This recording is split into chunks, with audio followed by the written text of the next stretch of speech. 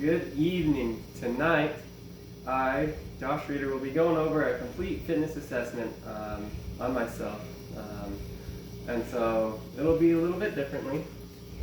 However, I'll treat it just as if there was someone here that I was doing this on. I'll do my very best. So to start out, I first need a signature of consent, just to make sure that we can get started and that you know and I know as the referencee and as the client that I, as the client, is giving my consent for this assessment. So let me just sign my name right here under the signature participant. Okay, and then signature of witness. My wife will do it once she's done recording the video. And then, because I'm also the supervisor, I'm going to do it again. Okay, so now I've given consent, and like I said, consent just makes it so we can perform these assessments.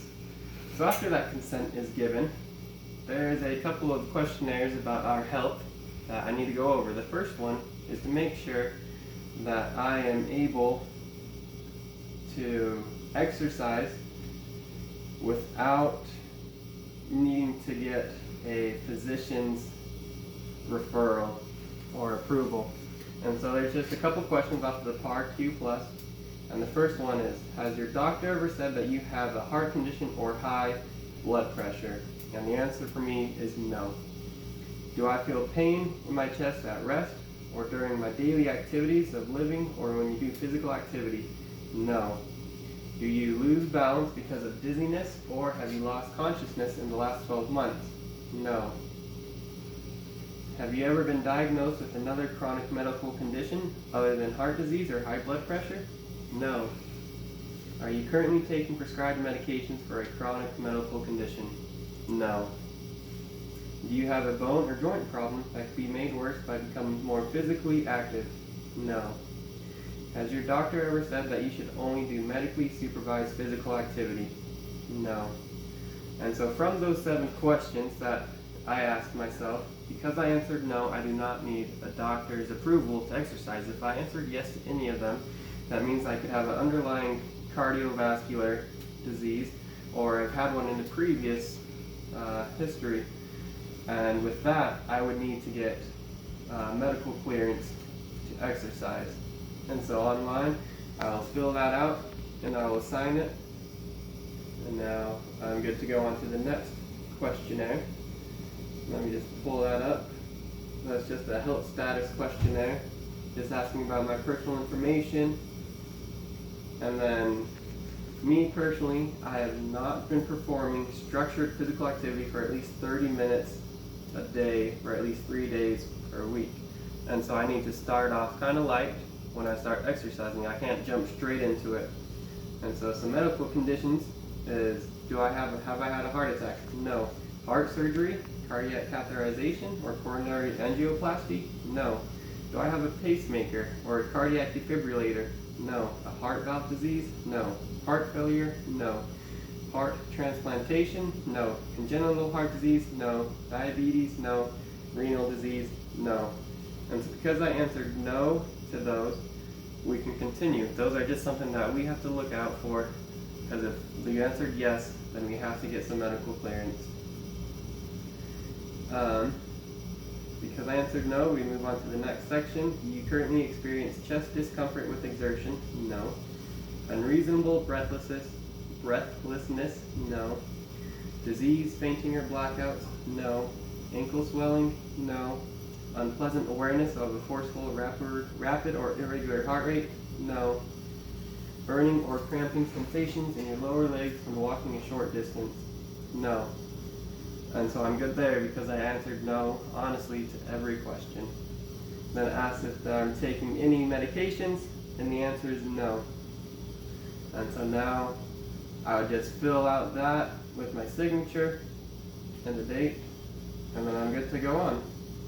So that's a lot of the basic health questionnaires to know if I, as a client, am ready for physical activity of this assessment, and then to be able to move forward with an exercise program.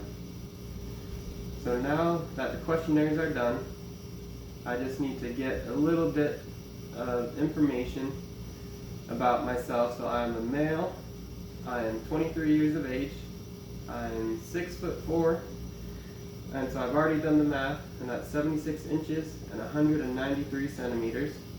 I'm approximately 170 pounds, which is 77 kilograms. And then I now need to get my resting heart rate, which I will do.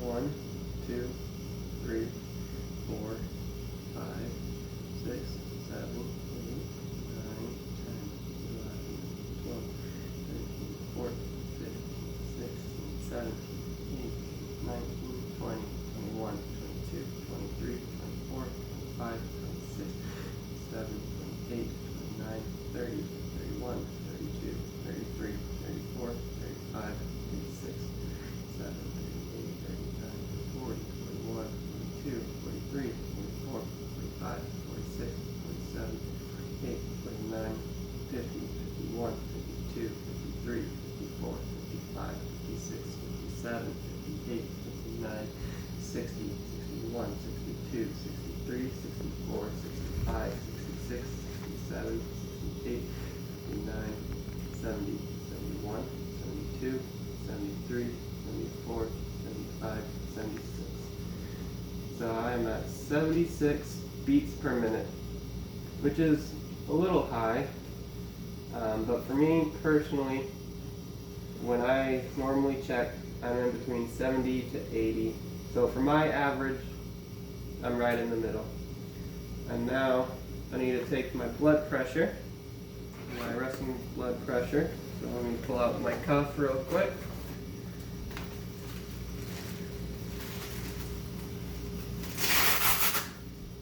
Get this all situated.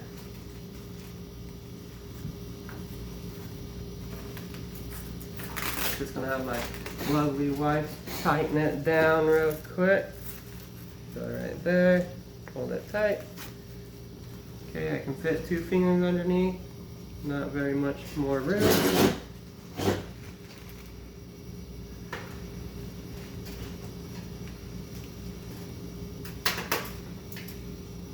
Get this on.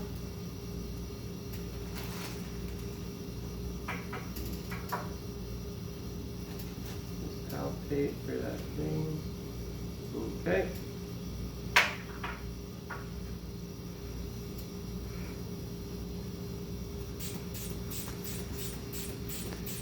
We'll go up to obliteration, which for me, about 140, 150.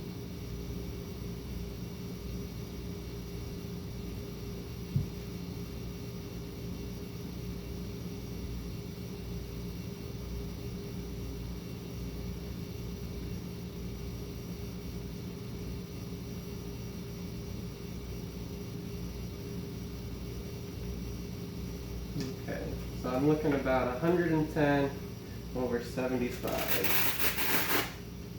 which falls in the great category. So my blood pressure is good. And the blood pressure, it can reveal signs of hypertension, which is just like clogged arteries, so the heart is working a lot harder to pump blood. And so that could cause for cardiovascular problems. Okay, so the program goal is more kind of like muscular endurance and strength, just because it's always good to be able to have that endurance of the muscles so you can go on throughout your day and not get fatigued and be able to do more of the activity. And that goes with the strength as well. I feel like strength and muscular activity go well together. The strength means you can do more, and the endurance means you can last longer. And so that's what this assessment is going to help us figure out. Let me just write that down.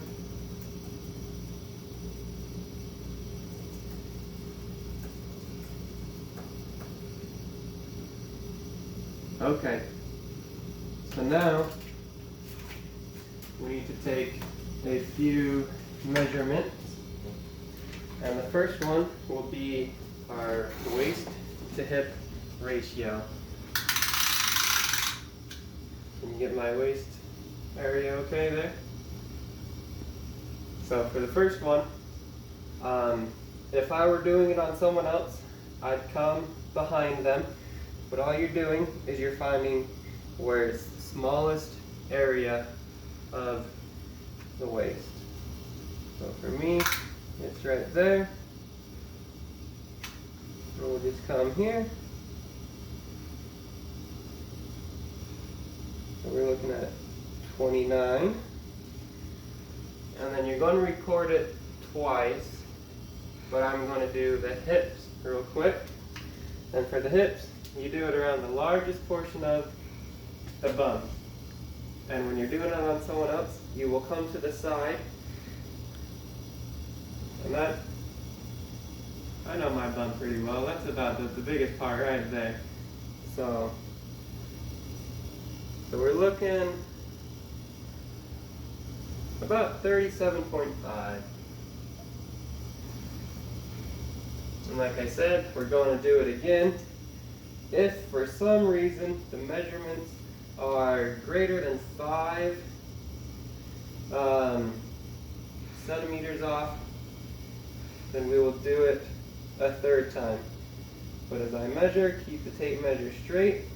I am at 29 once again. I guess actually 74, sorry. Since I should be doing it there. 74, 74, 37.5 would be 95.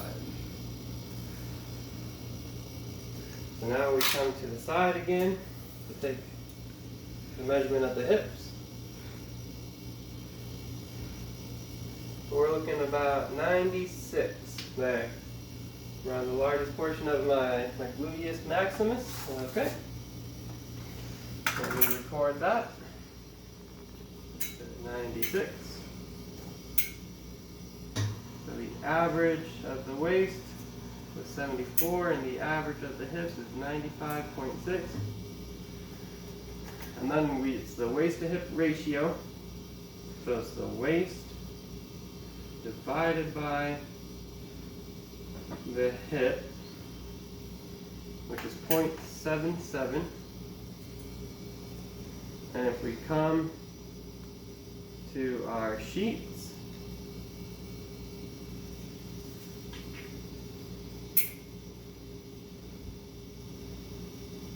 let me see, we are in the very low risk criteria. So what I just did, measuring the waist and the hips, checks to see if we have like a big belly or big hips and bum, which could in return lead to great risks of obesity diseases and risks. But because of my waist to hip ratio is very low, that is something I do not have to worry about right now. And neither does my wife, because she is perfect. Okay, so now that we have done that, the next one is a skin fold measurement. And so we've already done our resting heart rate, blood pressure, and all of that. So now I take my pen, and for the male, we will be doing 3 skin fold sites. So we'll do it on the abdomen, on the right side of the body, about 2 inches away from the navel. So there's 1. And then on the thigh, what I'm going to do is from the inguinal crease, it's kind of bend, down to my kneecap, and I relax it, 18, so 9, I'm looking about right there.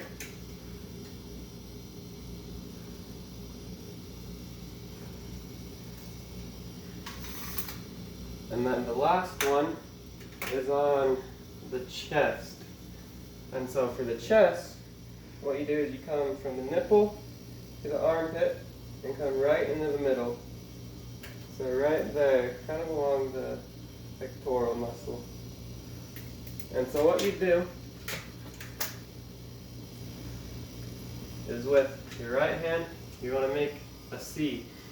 And you're going to pinch and pull away. So grab a big old pinch and then pull away. And what this is going to do, when you pinch and pull, it separates the muscle and the fat. So right now I'm grabbing muscle as I pull away. I just have the fat. And so normally you'd go like that and you'd record. And so I just need to change it up a little bit so I can record on myself. So let me pinch and pull. So we're looking at about 7 millimeters for that one.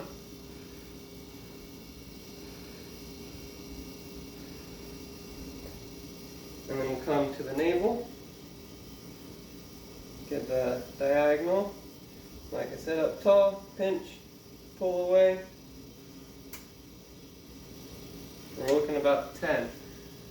And so you want to go pretty quickly because the longer you hold the pinch, you're going to start losing it. And so this one, make sure the legs relaxed. Pinch, pull, clip. We're looking at 8. And then we go again. Pinch, pull, clip. Looking at 7. And if there was a reason that your measurements are greater than 2 millimeters off, you need to take a third. And that was 11. Last one here. Pinch, pull, flip. Looking about 9. Okay, let's put our clothes back on. Okay, so now after we've taken the skin full, the reason for that is it kind of helps us define your body composition, your fat percentage. So let me just average these out. We're looking at a 7 there, 10.5 there, and 8.5 there. Okay, so then we add it all up. 7 plus 10.5 plus 8.5 equals 26. And we come back to our normative data tables. And for a male, 20 to 29, 26 is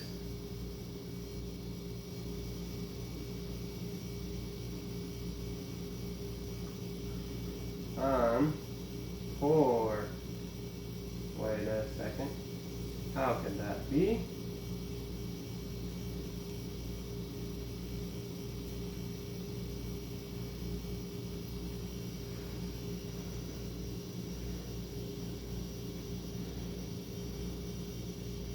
Okay.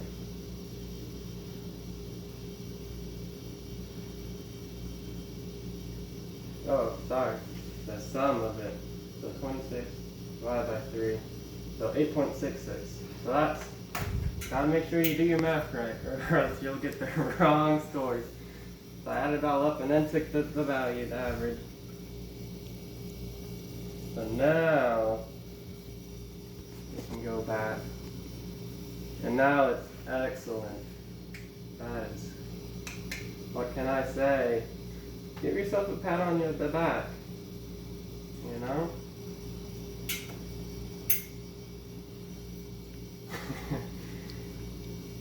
I think my wife is laughing at me. I don't know why though. Okay, so then the next one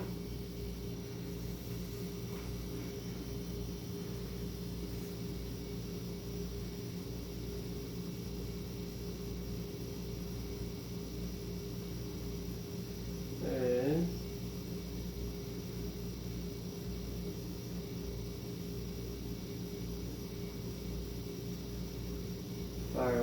computer's acting weird. Okay, a 3-minute step test check. Okay, so for that, we need to come outside. So let's go outside real quick.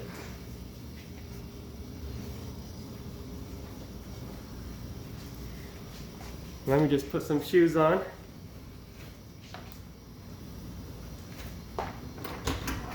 Okay, after you.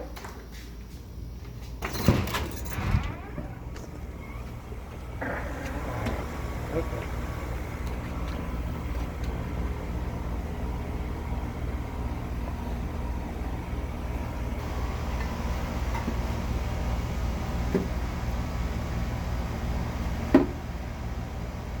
Okay, can you get everything here? So what I'm going to do is we're going to set a metronome to 96 beats per minute, and every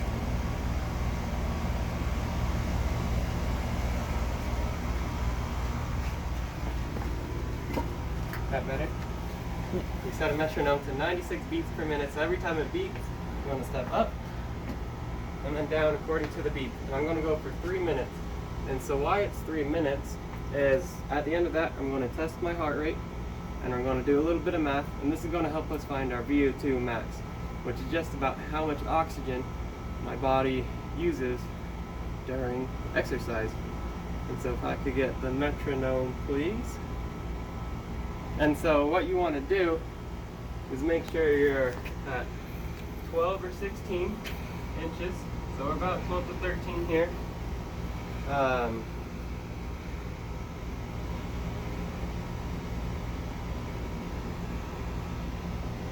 the volume up here. 96.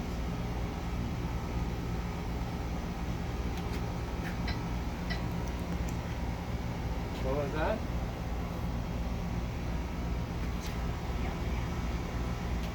Oh. And we'll go very quick. Okay, so I want you to tell me when to go so you can watch 3 minutes on the clock there. Because there's no clock on here. Actually, there is. That's right.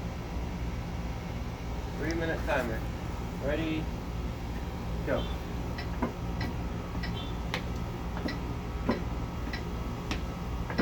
And so this is all you do for 3 minutes. Just make sure to breathe.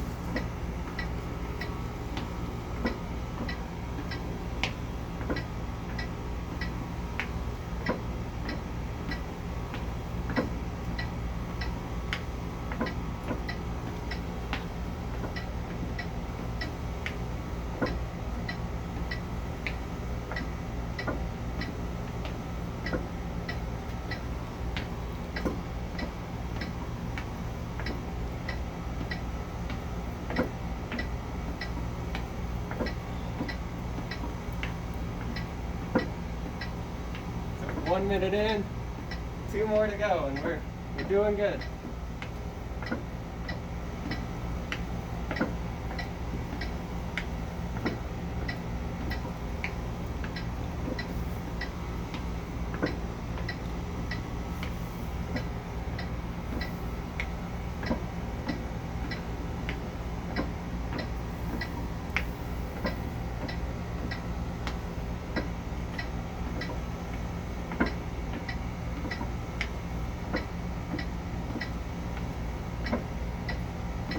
Halfway there.